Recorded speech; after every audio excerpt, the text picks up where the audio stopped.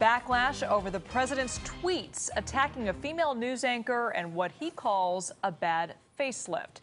President Donald Trump lashed out against a cable news team.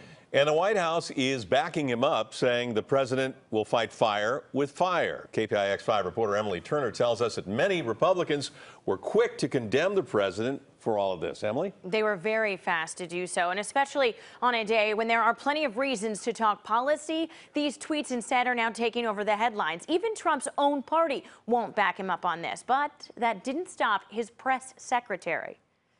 It is the tweet that launched 1,000 ships. And now the White House is sailing through a firestorm of criticism for President Trump's attack on two MSNBC news anchors. This morning he tweeted, quote, "I heard poorly rated @Morning Joe speaks badly of me. Don't watch anymore."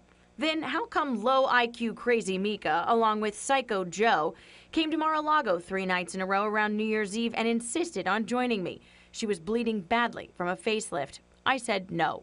Those 277 characters have become the digital pariah of a president who has consistently been under fire for his social media, even receiving criticism from those in his own party.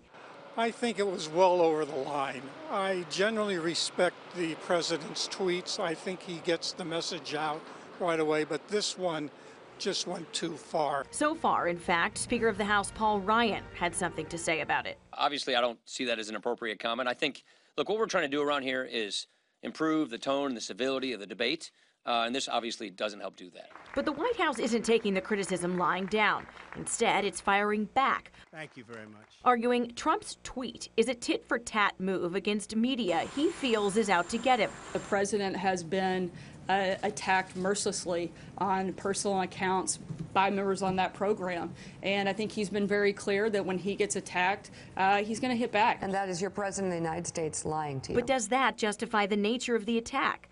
Republican Senator Lindsey Graham doesn't think so, himself tweeting, quote, "Mr. President, your tweet was beneath the office and represents what is wrong with American politics, not the greatness of America." But it seems the White House disagrees with him, too, arguing this is exactly how he should be acting. I think the American people elected somebody who's tough, who's smart, and who's a fighter, and that's Donald Trump. And I don't think that it's a surprise to anybody that he fights fire with fire. And this isn't the first time that Trump has faced criticism for his tweets. But you can also argue that those tweets haven't quite gone this far before.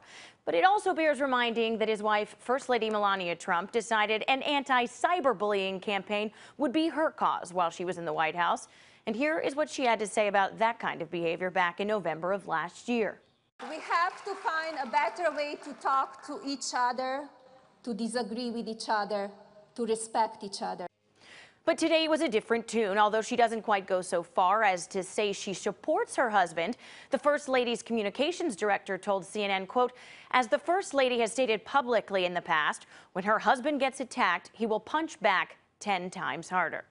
And since all of this today, you might think the president would take a step back from the social media outlet. Not so. He's been very active this afternoon, although his content has been much more political than personal. Emily Turner, KPIX 5.